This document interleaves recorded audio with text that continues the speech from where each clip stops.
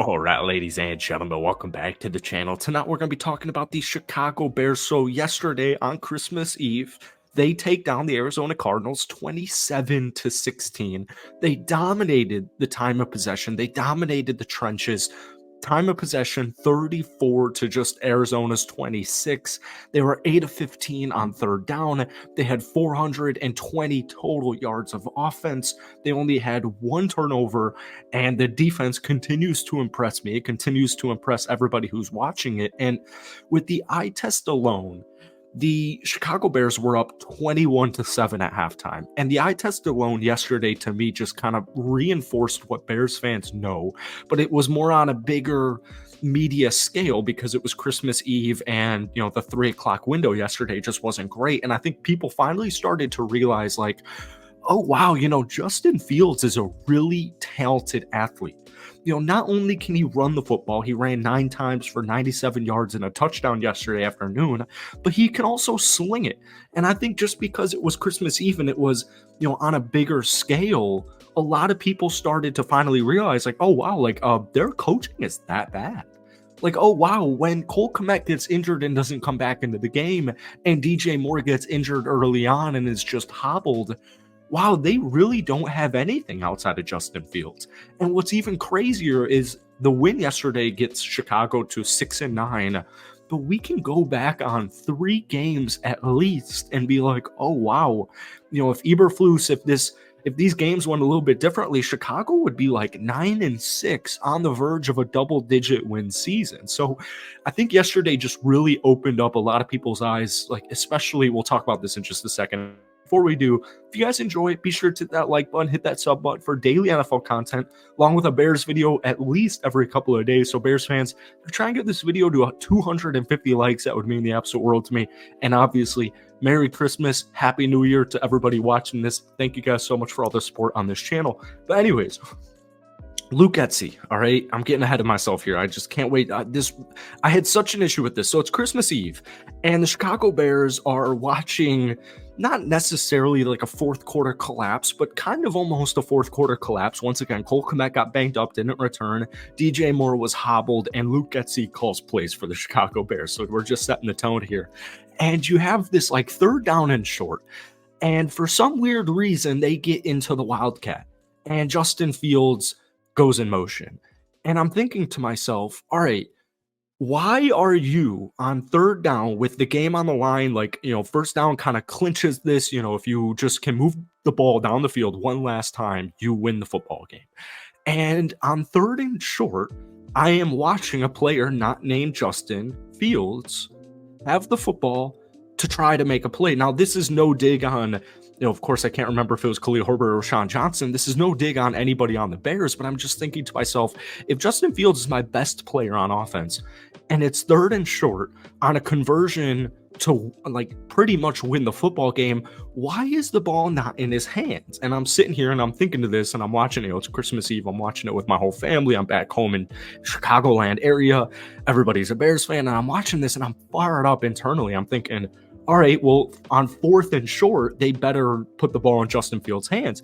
And this dude, Matt Eberflus, punts the football. And I'm thinking to myself, what? All right, you know what? I've had enough. Draft Marvin Harrison Jr. The win today, or the win yesterday, puts Chicago's draft pick at like 8. It's always weird to me.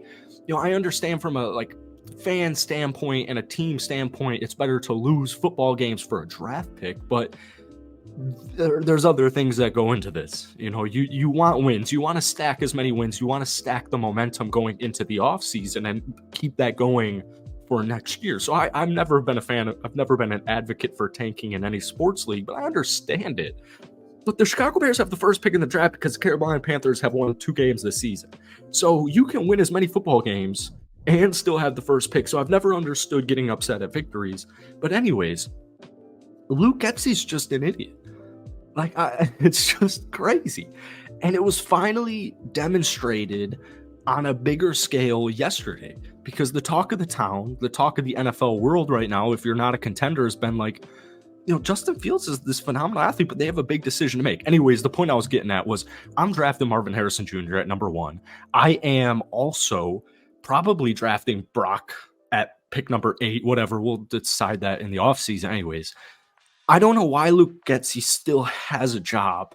And to me, that's on Eberflus. And I also hate Eberflus's decision making like all season. So what I'm doing is I'm drafting offensive players because Justin Fields, and we really saw it even when Cole Kmet got injured. Like DJ Moore's hobbling and Cole Kmet's injured. And yes, you need your quarterback to make plays, but like, imagine if Travis Kelce got hurt for the Kansas City Chiefs. Like nobody would be feeling sorry for himself. They'd be like, oh, he's playing with a bunch of, college football or college players right now, give him the benefit of the doubt. Justin Fields doesn't get the benefit of the doubt. And it's just weird to me.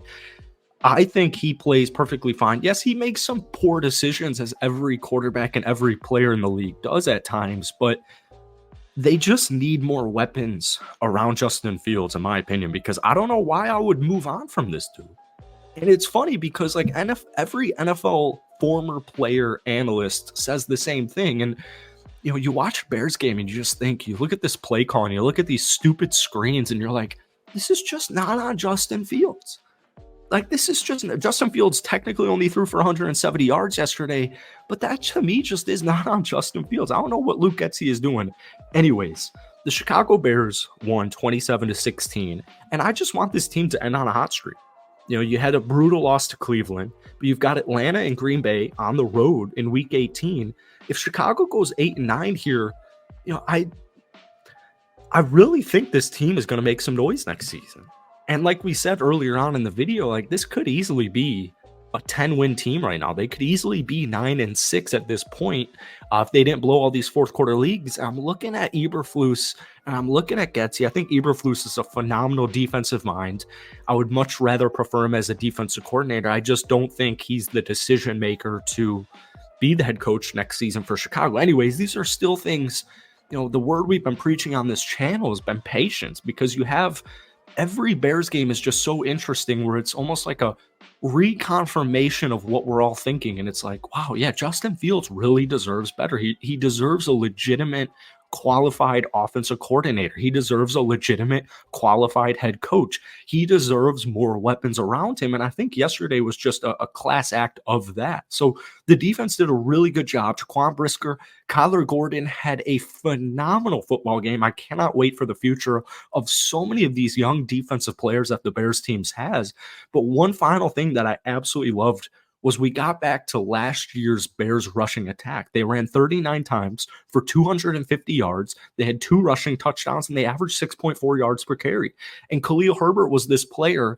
You lose David Montgomery, you draft Rashawn Johnson, and I'm thinking to myself, wow, like, the Bears were like one of the best rushing teams in the league last year. They're only going to get better. And then the Khalil Herbert injury, I think, really just kind of slowed him down. It really just changed a lot of things. So it was great to see Khalil Herbert 20 carries, 112 yards and a touchdown yesterday. So that's it for this Bears rant. If you guys enjoyed it, be sure to hit that like button, hit that sub button. Enjoy your Christmas. Enjoy the holiday season.